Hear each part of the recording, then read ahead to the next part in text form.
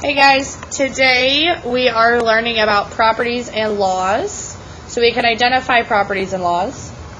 And you'll know you've got it when you can figure out examples of law of detachment and the transitive property. So those are our two big ones.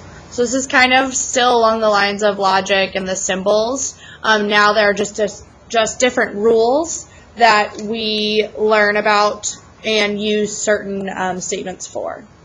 So our first one is the law of detachment. You want to think about detach for that. So I always think about the whole and then breaking it into parts for detachment. So let's take a look at this example here. So we are given if someone is tired, that first part is my P, then they will sleep in. So they will sleep in is Q. So far my symbolic form is P, then Q. And then I have Brian is tired. Well, tired comes from P.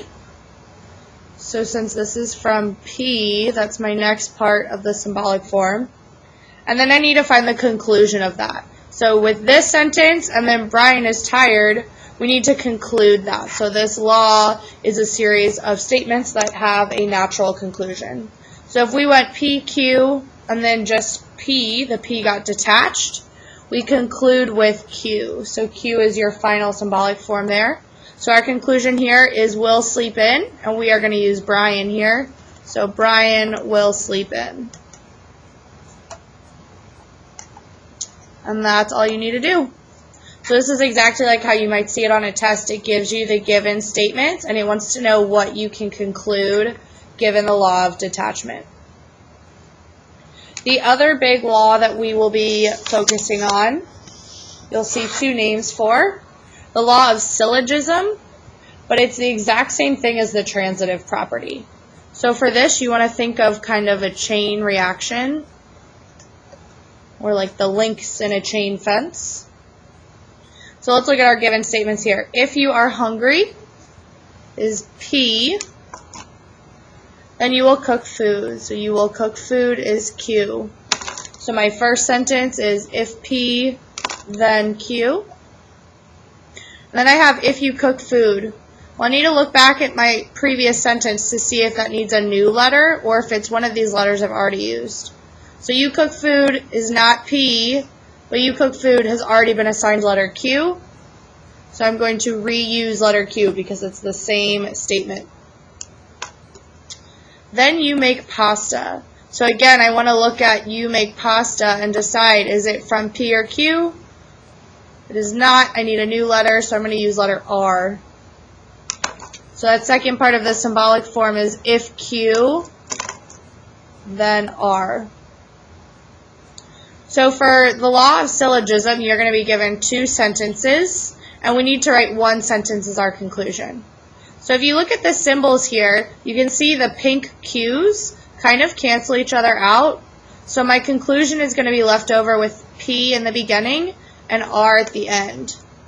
So to write my conclusion, I use my P. If you are hungry, then I need to use R. Then you make pasta.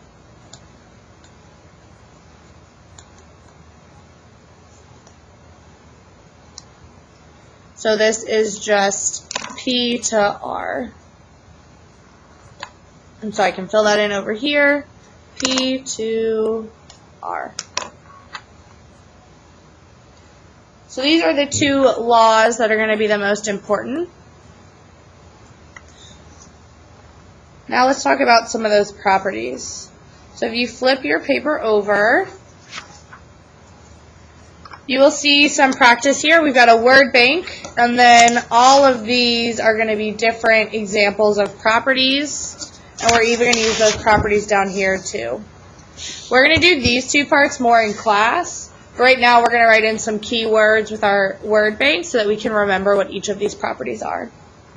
Chances are you've probably seen these before, so that's good news if you recognize them. If you haven't seen them before, then don't worry about it. You're going to learn them now. So for distributive property, you want to look at the beginning of that word and think of the word distribute.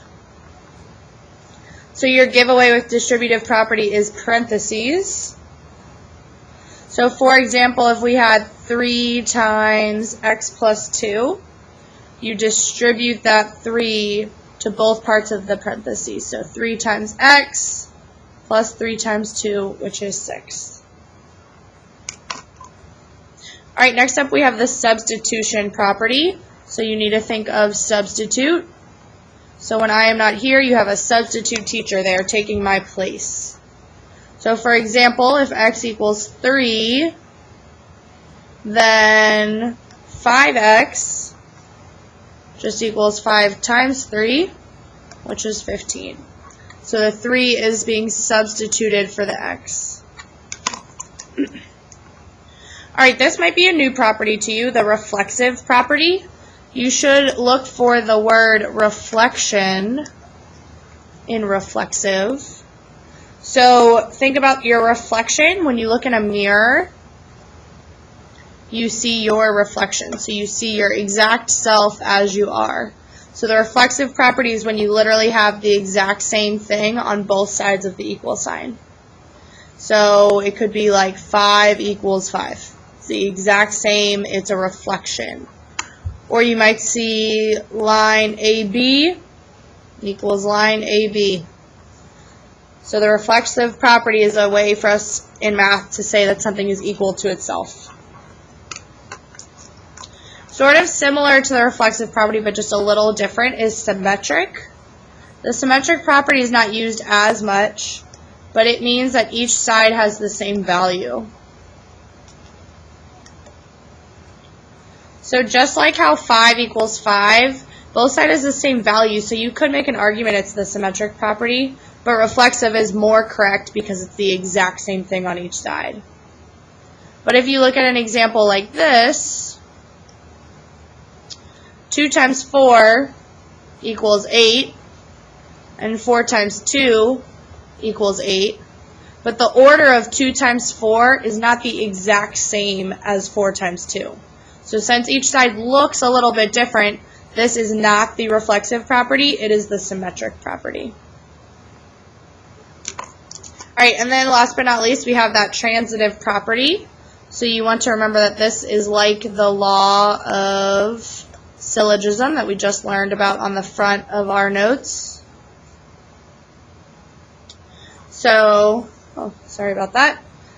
So if you have a statement P, and then you have a statement Q, and then you have that same statement Q go to a new statement R, these Q's are linking right here, so we can kind of get rid of them, and all you're left with is P to R. So they both kind of cancel out the middle, and you have the beginning and the end, is that transitive property. Alright guys, thank you for watching. We will do this practice in class.